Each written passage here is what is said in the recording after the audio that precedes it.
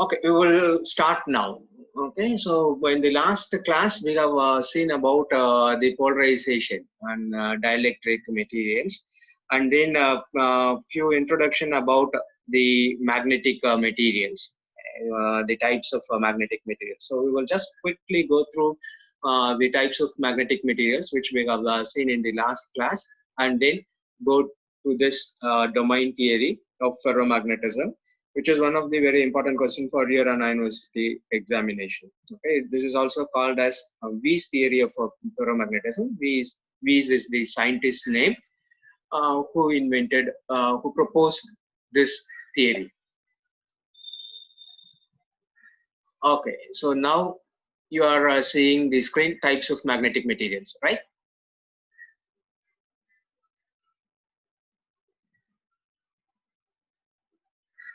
Yashoda, can you see this?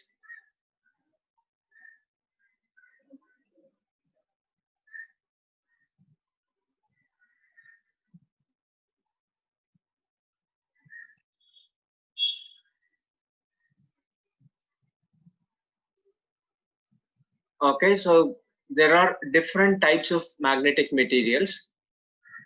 So if you are not seeing this screen, just show me some signal. Or Yashoda, I have unmuted you, so you can just tell me. So I'm thinking that you are seeing the screen types of magnetic materials. Okay.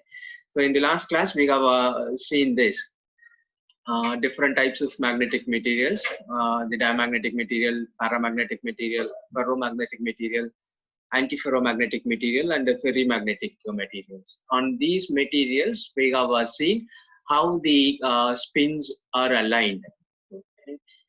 So in diamagnetic materials, before applying external magnetic field, there won't be any spin. And if you apply magnetic field, the spins will be in the pointing in the opposite direction. So you will have the negative magnetization. Okay, so that is diamagnetic materials. For paramagnetic materials, the spins will be randomly aligned, and if you apply external magnetic field, the magnetic moment will, this is the applied magnetic field and this is the magnetic moment. So if you increase the external magnetic field, the magnetic moment will slowly increase. If you remove this magnetic field, it will come back. That is, come back to its original position. That means the spins will be randomly aligned again. So that is the paramagnetic material. So in the ferromagnetic materials, the electron spins are arranged regularly in the parallel direction. Okay. So if you increase the external applied magnetic field, the magnetic moment will increase. They slowly the domains or the spins will align along the applied magnetic field, and after a particular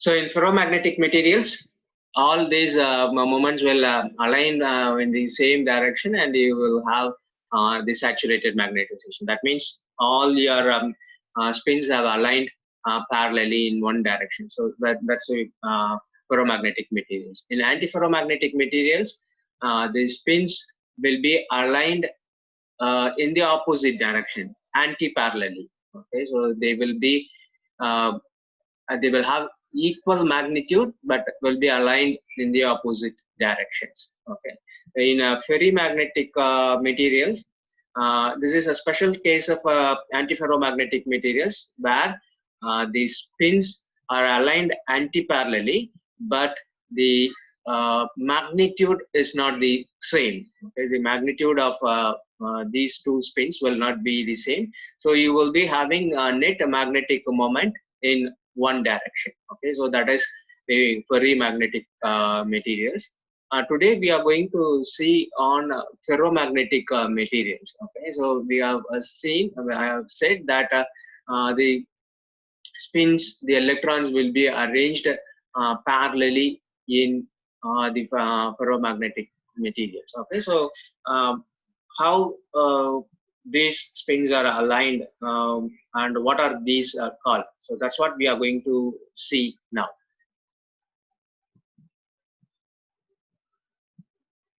Okay, so in a paramagnetic materials, as I said before, when you increase the applied magnetic field, the external magnetic field, the magnetic moment, the dipoles will align along the applied field direction, so that will keep on increasing. When you remove that, it will come back to its original position.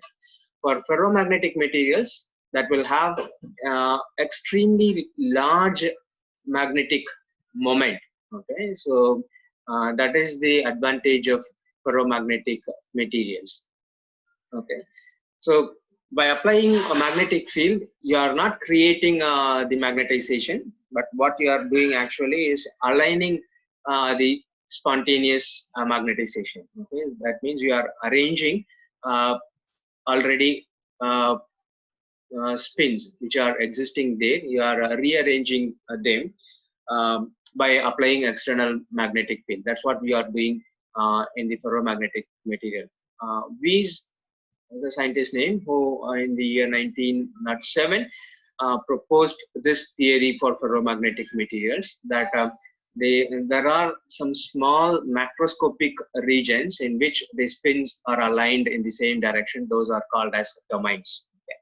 Domain means a literal meaning, the region, a small region where they are having a similar property, that is called as domain. Okay, so here the in ferromagnetic materials, in these domains, the spins are aligned in the same direction. Okay. Okay.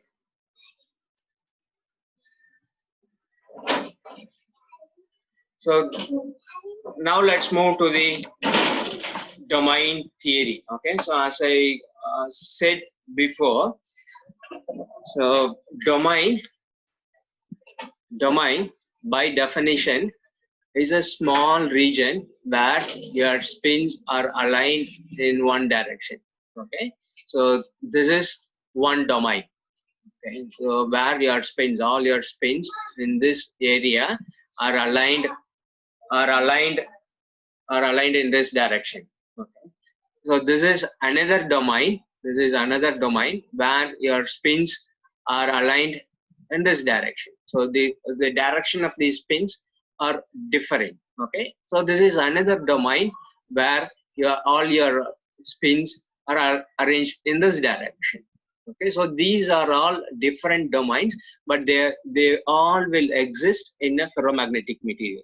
Just take for example, uh, we know example for ferromagnetic materials: iron, cobalt, nickel. So you take a iron piece, a piece of iron.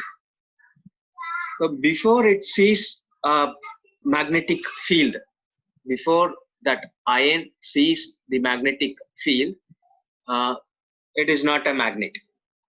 Okay, so that means in a piece of iron, so it has quite a lot of domains like this, which are arranged in different directions, and these will get cancelled out. Okay, so the net magnetic moment will be close to zero because there are some domains in which the spins will be aligned on one direction. So you will have a very small net.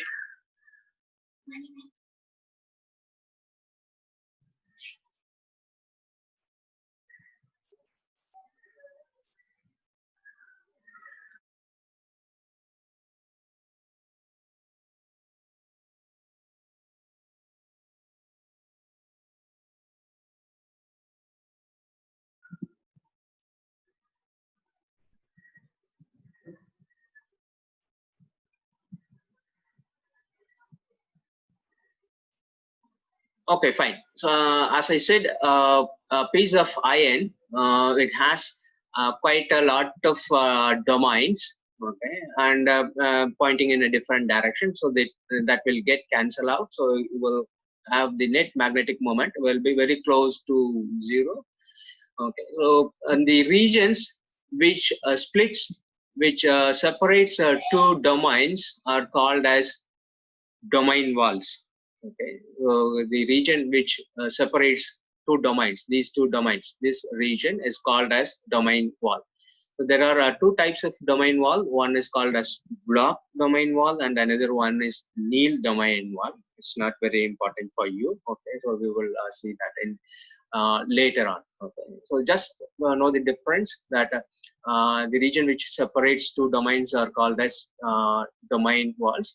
This is like the grain boundaries which we have seen in the last semester when we were studying about the polycrystalline material. The polycrystalline material which will have a small grains and which are separated by the grain boundaries. So your domain wall is like the grain boundaries.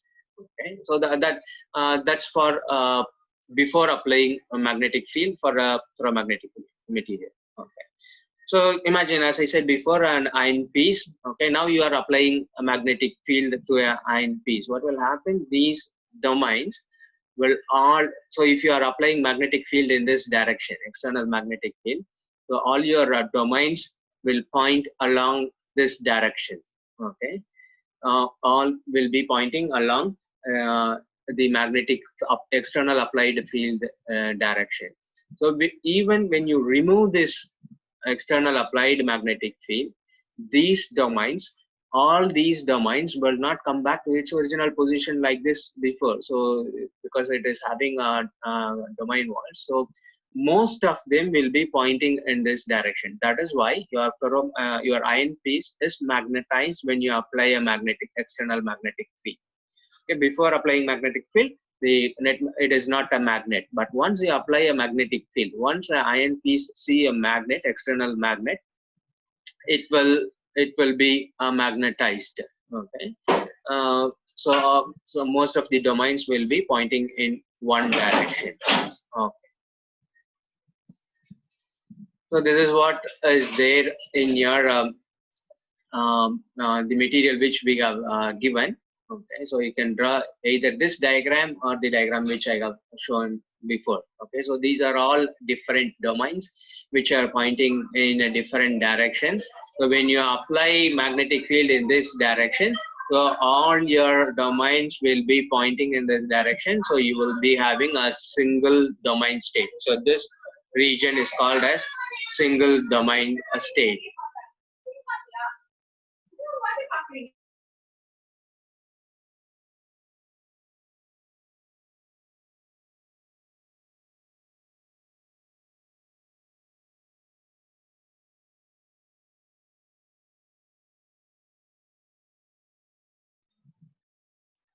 Okay, so you can draw this diagram, okay, or the previous one which I have given, which I have shown. So it's not anything you can draw. So how these magnetic domains are moving? Okay, there are two processes by which uh, this occurs. Okay, one is called as the domain wall motion of the domain walls. Okay, and another one is called the rotation of the domains. Okay, so let us imagine a single domain. Okay, so this is called as closure domain. Okay, so here in this cubic material, you are having four domains. Okay, so four triangular domains. All four is pointing in opposite direction. So the net magnetic moment of this material will be zero before applying magnetic field. So when you apply magnetic field along this direction, what will happen first is the domain walls will start move. So that's what will happen. The domain wall will move along the direction of the applied field. So you are applying field in this direction. Okay, you are applying magnetic field in this direction. So your domain wall will move. So this domain, which is on the favorable condition for the external magnetic field, will start growing. So you see this domain has started growing. That means this domain wall is moving. Okay, so this domain wall has moved. Okay, and after that, what will happen is these domains inside this, the domains will start rotating. Okay, so these domains which are aligned in this direction will start rotate along the applied magnetic field. Now all these domains will point in the external applied field direction. Okay, so this is a single domain state. Even though there are 4 domains, all the domains are pointing in the same direction. So this is called as single domain state. Okay, so how this process occur? By 2 methods. First one is called the domain wall motion. This domain wall is moving, and the second one, the domain started rotating. Okay, so that's how that is what is happening in the ferromagnetic material. So what are the energies taking part on these 2 processes by domain wall motion and domain rotation? That's what we are going to see in the next slide. Okay, so there are 4 types of energies taking part in this domain rotation. So the first one is called as exchange energy. The second one is called as anisotropic energy. Third one is called as, let me see, domain wall energy, and the fourth one is called as magnetostrictive energy. So let us see one by one. Okay, so exchange energy, as I this is the exchange energy. As I said before, so to have a single domain state, so this is a material, a ferromagnetic material with a single domain state. That means all your domains are pointing in this direction. As I said before, to achieve this, you need to apply external magnetic field. Okay, so you need to apply some external field uh, to achieve this single domain state. As we have discussed before, nature loves to be in minimum energy. So once you remove that external applied field, external force, what this will try to do is it will try to separate as 2 domains to minimize its energy. Okay, and then that will again this is, it has more energy, more potential energy. So this will again try to disintegrate into uh, four domains, so that the net magnetic moment will be 0. That means the energy will be minimized. Okay, even in some materials this energy will be more. So this will be split into more and more of these domains. Okay, so this is the minimum energy. So this kind of energy exchange between 2 domains, 2 electrons, are called as exchange energy. Okay.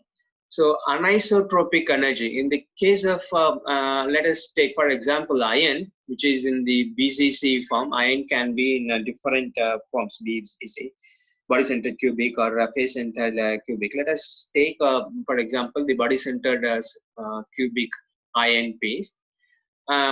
As we discussed before, in the crystals, in single crystals, anisotropy means it will have different properties along different directions. Okay.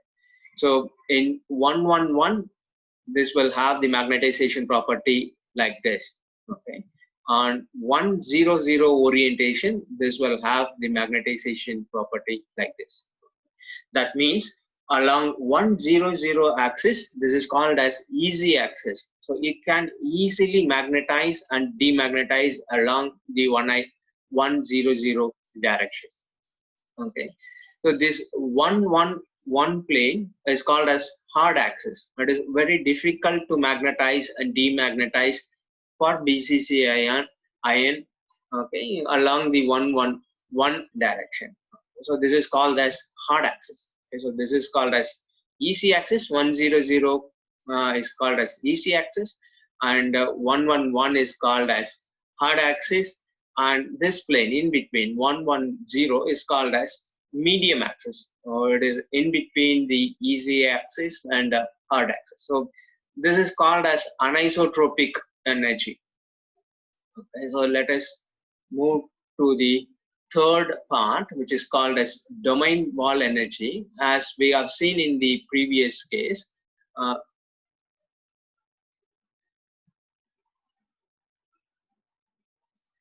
okay, so we will quickly finish as the Zoom, it may end in 40 minutes. Okay, so we will quickly finish this, and then we will see in the next class, maybe on Friday. Okay, so we will finish this part quickly. Okay, so there are two domains. Okay, so you see this domain is pointing in this direction. This is one domain, and this is another domain which has changed its direction to the opposite direction. So this is pointing in this direction. So this is your domain wall. Okay, so in the domain wall, the domains will slowly switch, slowly change its direction from this direction to this direction. It will not occur abruptly. So there are like hundreds of domains in between. So those will be slowly switching direction. Finally, it will come to this direction, to the opposite direction. So this is called as domain wall energy. So the next state is called as magnetostrictive energy. So in the last semester, I think we have studied about the ultrasonics. When we studied about the